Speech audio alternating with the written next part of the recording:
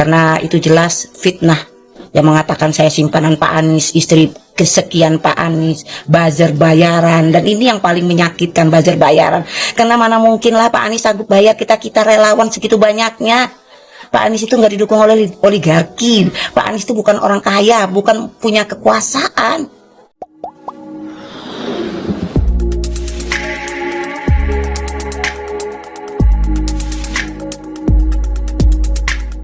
Assalamualaikum, kita jawab komentar ya. Ibu ada hubungan apa dengan Pak Anies kok gitu amat sih?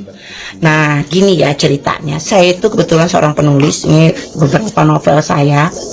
Ketika Pak Anies datang ke kota saya berapa bulan yang lalu, saya nggak bisa hadir karena ada acara keluar kota, tapi saya titipkan novel saya ke beliau karena saya sudah lama mengagumi rekam jejaknya Pak Anies jadi gubernur DKI. Jadi saya nggak pernah ketemu langsung sama Pak Anies. Jadi kalau ada yang fitnah-fitnah, komentar-komentar sampah yang nggak bermanfaat, nggak saya ladeni. Karena itu jelas fitnah yang mengatakan saya simpanan Pak Anies, istri kesekian Pak Anies, buzzer bayaran, dan ini yang paling menyakitkan, buzzer bayaran. Karena mana mungkin lah Pak Anies sanggup bayar kita relawan segitu banyaknya. Pak Anies itu nggak didukung oleh oligarki. Pak Anies itu bukan orang kaya, bukan punya kekuasaan.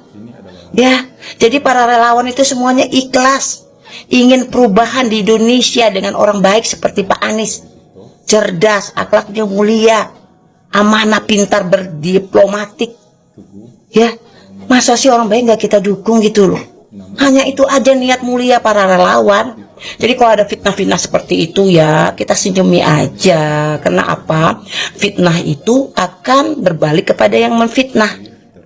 Pahalanya akan berpindah kepada orang yang dia fitnah. Ya, santai aja. Jadi ceritanya begitu. Jadi Pak Anies terima novel saya. Nih, bisa lihat fotonya. Begitu ceritanya. Jadi saya juga banyak kerjaan, saya juga penulis ya nih. Jangan rampas imanku dan novel amat, ini karya saya, insya Allah akan terbit lagi. Jadi kalau ada yang berkomentar yang enggak itu, mudah-mudahan diberi petunjuk dan hidayah oleh Allah agar mata hatinya terbuka dan melihat dengan hati nurani, bukan dengan kebencian, bahwa Pak Anies Baswedan memang layak untuk diperjuangkan. Semangat.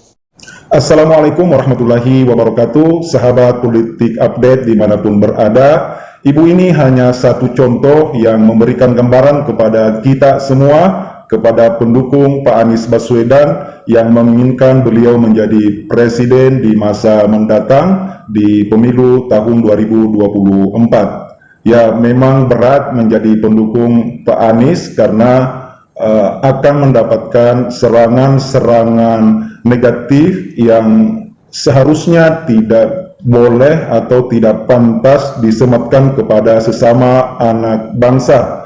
Tapi para buzzer ini kadang berteriak bahwa kita hidup di alam demokrasi dengan alam yang bebas, namun di satu sisi mereka sebenarnya tidak menghendaki kita punya pilihan lain selain mengikuti dukungan mereka. Dan dalam hal ini Pak Anies seringkali dipandang sebagai sebuah antitesa dari sosok tokoh yang mereka dukung. Tapi ibu ini mengajarkan kepada kita bahwa ada nilai, ada makna yang kita perjuangkan sehingga memilih Pak Anies Baswedan untuk menjadi presiden Indonesia yang akan melanjutkan kepemimpinan setelah masa jabatan Pak Jokowi selesai 2 periode menjadi presiden Indonesia. Dan di satu sisi ibu ini juga memberikan contoh bahwa serangan-serangan buzzer tidak perlu kita layani. Kita harus terus sebagai pendukung Pak Anies menebarkan aura-aura positif, kata-kata hikmah, dan menyebarluaskan sisi positif Pak Anies Baswedan. Demikianlah sahabat politik update. Terima kasih. Assalamualaikum warahmatullahi wabarakatuh.